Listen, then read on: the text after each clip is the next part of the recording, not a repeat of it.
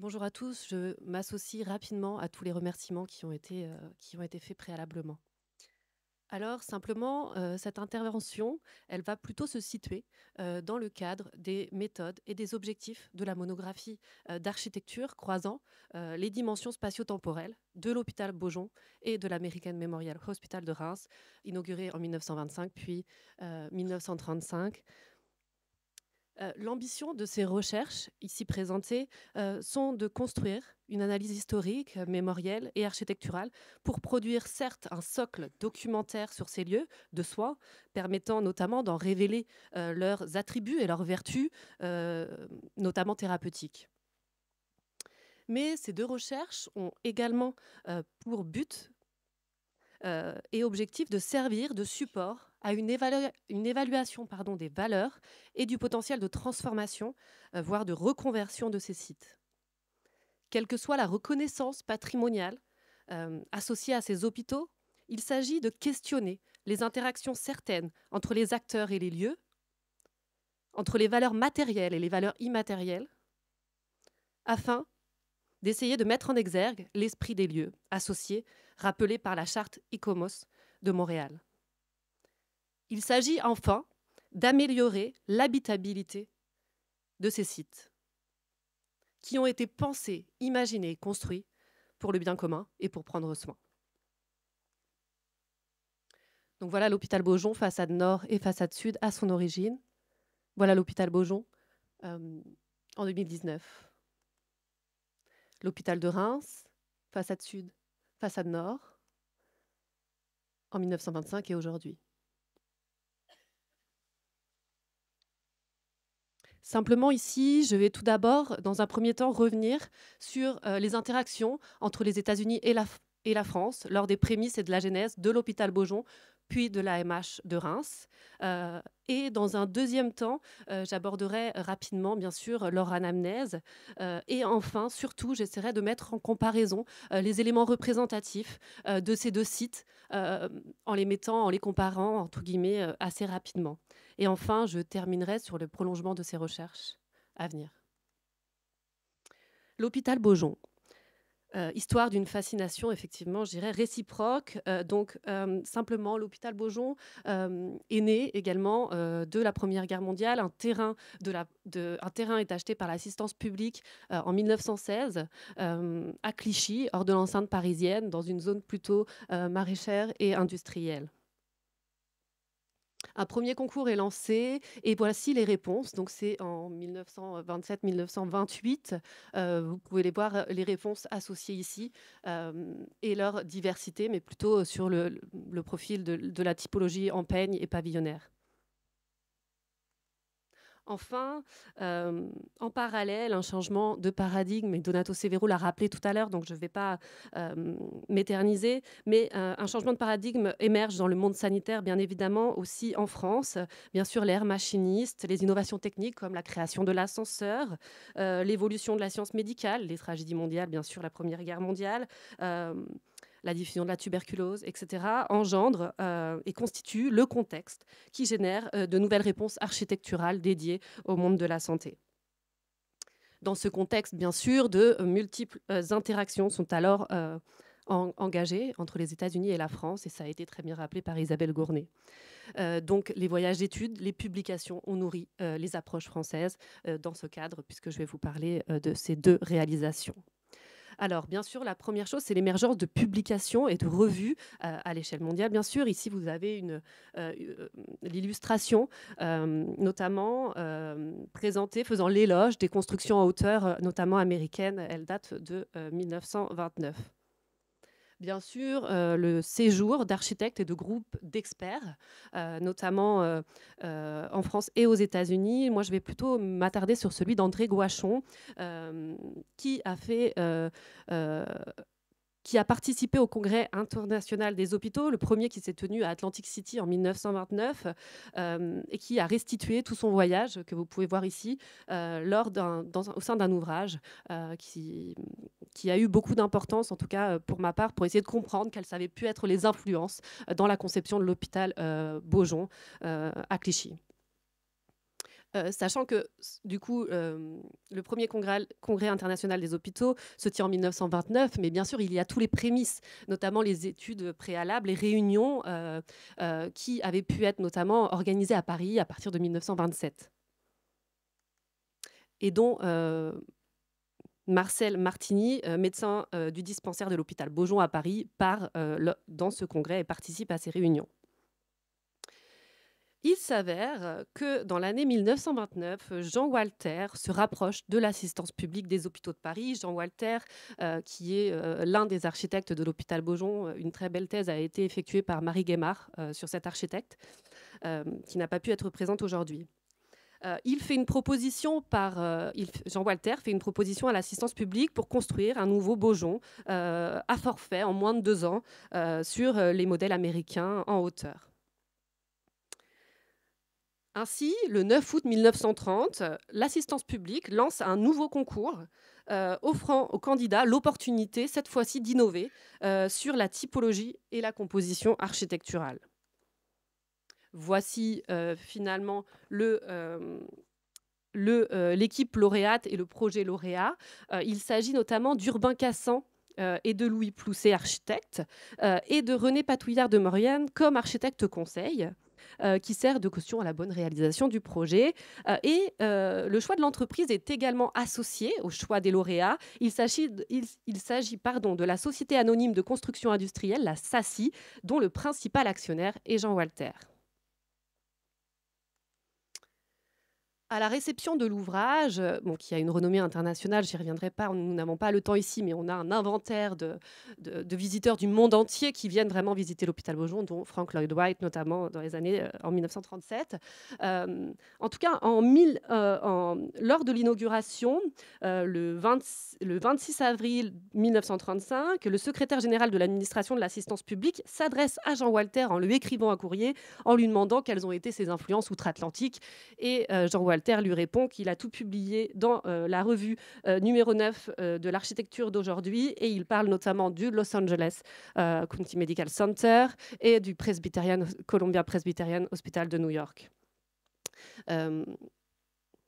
Alors simplement ici, pour essayer de mettre un peu en relation les différentes... Donc Beaujon avec ses pairs américains. Donc voici le Columbia Presbyterian de New York. Donc bien sûr, l'échelle est moindre en France puisque Jean Walter s'attachait à rester dans une échelle plus modeste et parisienne.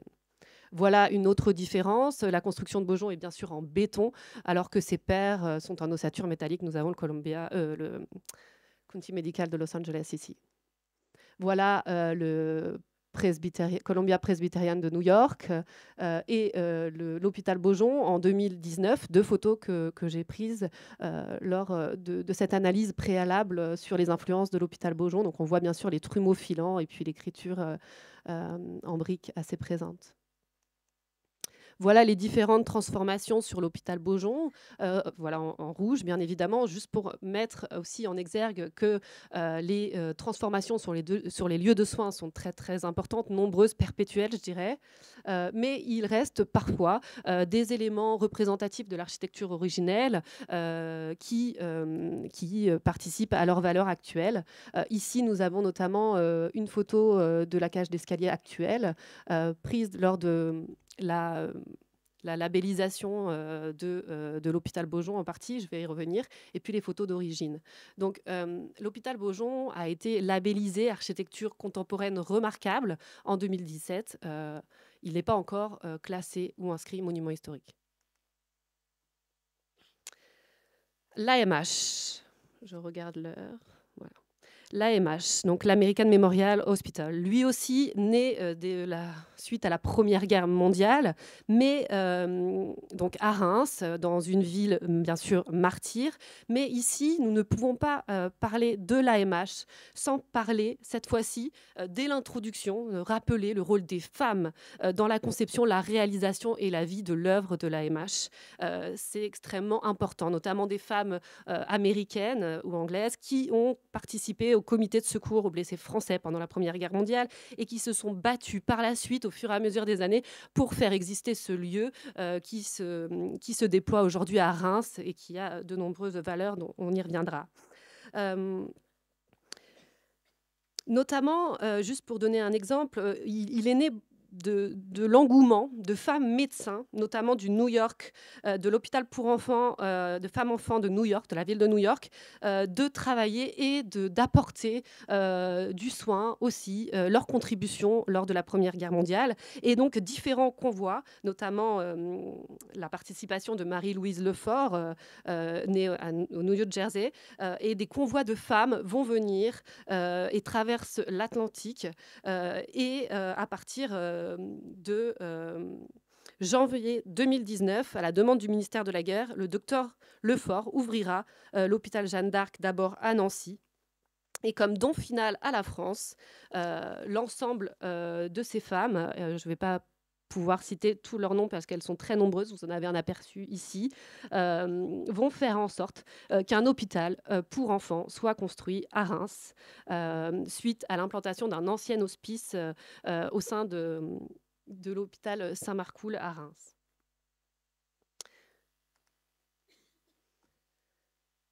Alors, simplement, au niveau des allers-retours, cette fois-ci, entre l'AMH et les États-Unis, donc, bien sûr, il y a des séjours universitaires, des voyages d'études, des publications qui nourrissent les approches réciproques, bien évidemment, mais concernant Reims, il y a des influences plus précises, je dirais l'école d'art américaine de Fontainebleau qui a été rappelée, la formation classique de l'école des beaux-arts, les expositions et leurs prémices, mais aussi une maîtrise d'usage et une maîtrise d'ouvrage franco-américaine et une maîtrise d'œuvre également franco-américaine. Donc en maîtrise d'usage, je vais rappeler la participation de Miss Vai, Miss Bang, la doctoresse Lefort bien évidemment, la participation de Charles Messonnier-Knight qui a construit l'hôpital américain de Neuilly-sur-Seine quelques années plus tôt, qui sera assistant à maîtrise d'ouvrage lors de cette construction. Et puis, bien sûr, d'autres personnalités du monde politique, notamment le maire de Reims, etc., qui ont contribué également à cet ensemble. Enfin, déjà introduit par Donato Severo et Isabelle Gournay, Charles Butler. Et peut-être au-delà de ce qui a pu être dit préalablement, il demeurait bien sûr l'un des architectes spécialistes des hôpitaux en Amérique du Nord. Il avait séjourné en France, il était l'un des spécialistes dans le domaine. Mais surtout, il faisait partie du comité américain pour les blessés français associés au dépôt implanté à Paris. Et Charles Butler proposa aussi ses services pour la construction de l'AMH, et il semblerait que ce soit sans accepter d'honoraires, et contribua même financièrement à la fondation de l'hôpital. Enfin, Charles Butler entretiendra bien sûr d'étroites relations avec la future doctoresse Lefort, qui mettra toutes ses connaissances au service, et elle visita de nombreux sites aux États-Unis et en France afin d'apporter des contributions. Enfin, ce qui est très important de rappeler, c'est qu'il y a aussi un architecte local qui est Auguste Péleché, que Charles Knight a aussi été le concepteur paysagiste de l'ensemble du site, qui a une place extrêmement centrale dans la conception et la réalisation de ce lieu. Et enfin, je rappellerai la présence de Robert Lamontagne Saint-Hubert et son épouse Marthe-Yvonne Dumont-Saint-Hubert, que Alexis Markovic vous présentera tout à l'heure. Voilà quelques illustrations de l'AMH de Reims par ses concepteurs. Ici, vous pouvez voir donc l'équilibre entre le bâti et puis ses espaces extérieurs et son jardin comme accompagnement aux soins sur près de 2 hectares. Voilà l'inauguration aussi, plutôt un des échanges, beaucoup d'Américains, beaucoup d'enfants qui rendent hommage à ce lieu mémoriel qui vraiment se veut être un lieu à la fois mémoriel mais également humanitaire. Et donc ça croise, c'est vraiment ces 2 héritages tournés vers le passé mais également tournés vers le futur, puisque cet hôpital va proposer plus de 100 lits pour soigner à durée indéterminée.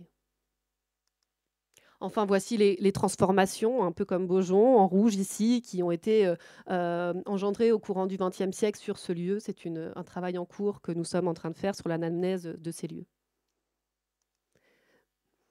Cette fois-ci, l'hôpital mémorial de Reims a été inscrit au titre des monuments historiques en 2023, et notamment les décors monumentaux peints et les pièces qui les conservent, les façades et toitures du bâtiment principal en U, y compris sa surélévation que je viens de vous montrer, l'ancien pavillon d'observation, y compris sa surélévation, cette fois-ci effectuée en 1965, les salons du dernier étage du bâtiment, le jardin d'agrément, le parc et la fabrique, le porche d'entrée, etc. Les fresques figuratives que vous voyez ici avaient déjà été classées au titre des monuments historiques en 1987. Ici, je vais essayer de vous présenter 10 points que j'ai présélectionnés qui sont pour moi, en complément des éléments qui ont été repérés, voire sauvegardés au titre des monuments historiques ou repérés comme label du XXe siècle. Ce sont ces dispositifs architecturaux, urbains ou paysagers qui croisent finalement les enjeux liés à la santé et les spécificités des lieux de soins si précieux sur lesquels nous allons porter notre attention toute la journée aujourd'hui. Bien sûr, ces dispositifs sont des répercussions, bien sûr, des différents mouvements rappelés par Donato Severo tout à l'heure, des arts décoratifs, fonctionnalistes, hygiénistes, etc. Alors d'abord, donc vous aurez toujours Beaujon sur votre gauche et la MH sur votre droite. Donc la relation au grand paysage, c'est-à-dire que l'hôpital Beaujon vient émerger et vient vraiment offrir ces 2 derniers niveaux pour les malades de la tuberculose, au-dessus de la nappe de pollution. Il s'avère plus près du soleil et de l'ensoleillement. Toutes les chambres sont bien sûr au sud, comme pour Saint-Lô. Quand cette fois-ci à l'AMH, bien sûr, les dortoirs sont également au sud, mais il vient vraiment s'élever sur une colline pour profiter du grand air et des vues sur la nature, etc., puisqu'il avait été construit aussi en dehors de la ville et de profiter de ses contributions. Enfin, je vous ai mis juste une petite citation que je ne vais pas lire ici, mais de Jean-Louis Cohen et de Hubert Damisch, plus haut, pour cette relation au territoire, au paysage.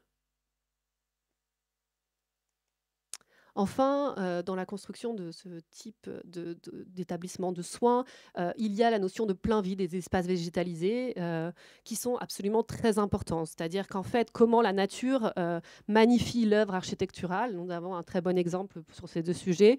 Comment on ne doit pas construire au pied pour laisser aussi une partie vraiment de déambulation pour les patients. Ça rejoint cette relation à la nature. Il y avait aussi les solariums, les balcons, etc. Tout ça, tous ces dispositifs qui sont mis en place pour le soin et pour leur contribution. Enfin, l'entrée, elle est parvis, plutôt monumentale ici, côté Beaujon, qui fait référence bien sûr aux méga-hôpitaux art déco américains, avec une différenciation des flux très important, avec les pavillons de consultation au nord et le bâtiment d'hospitalisation au sud. Idem ici, on a une échelle beaucoup plus réduite, bien évidemment, à l'échelle de l'enfant, avec les pavillons plutôt de consultation ici, et puis le bâtiment d'hospitalisation un peu plus en retrait. Voilà pour... Et puis, bien sûr, les espaces d'accueil et d'attente qui sont ici d'échelles et de mesures différentes, mais qui ont leur qualité et sont assez représentatifs des arts décoratifs. Donc, on a un hall monumental à Beaujon ici sur 3 niveaux, avec les huisseries en serrurerie, etc. On a par contre à Reims un hall beaucoup plus modeste, beaucoup plus réduit, avec des menuiseries plutôt bois. Et puis bien sûr, ces fresques murales dont on parlera tout à l'heure.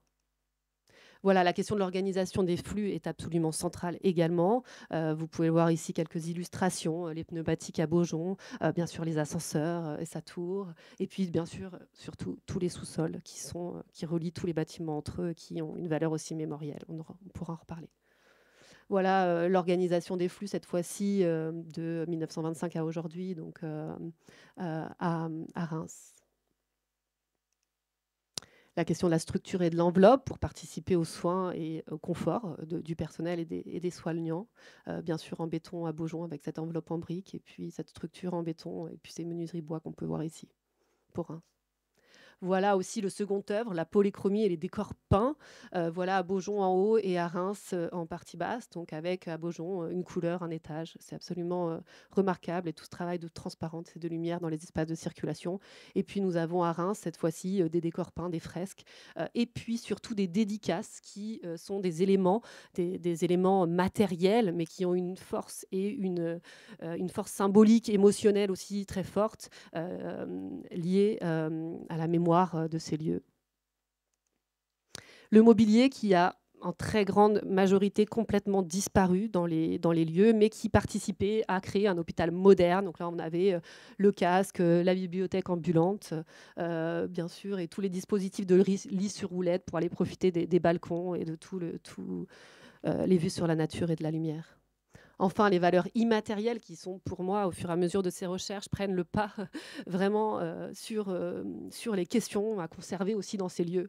Voilà, donc elles sont liées à l'usage et à la mémoire, et elles sont extrêmement précieuses à conserver et à mettre en exergue, à compter.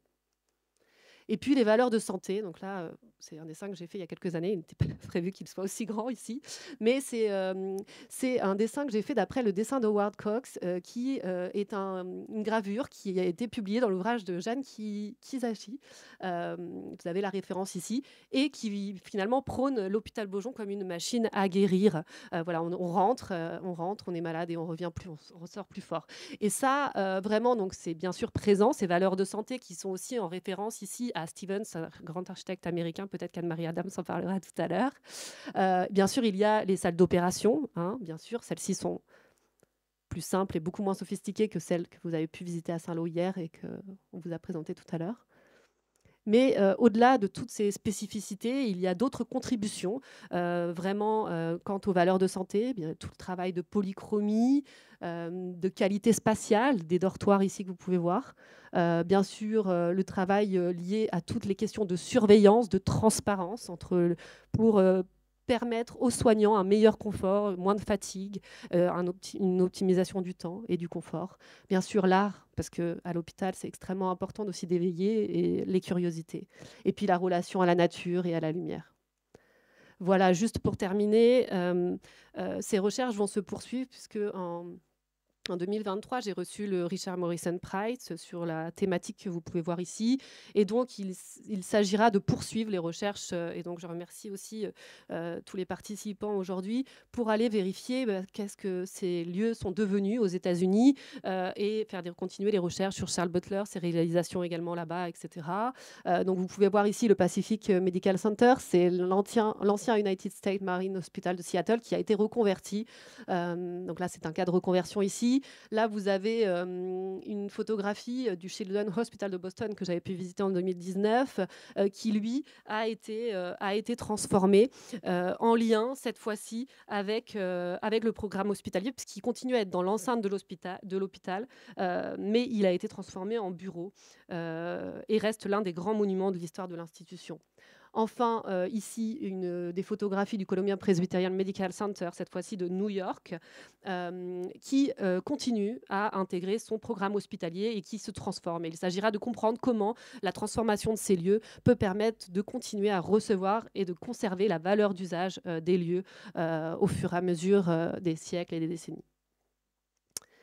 Et je vous remercie. Je vais juste simplement dire une dernière chose, c'est prendre le temps pour prévenir les devenirs. C'est vraiment ici ce qu'on essaie de mener pour que on prenne conscience de la teneur et de l'épaisseur mémorielle, symbolique de tous ces lieux. Je vous remercie.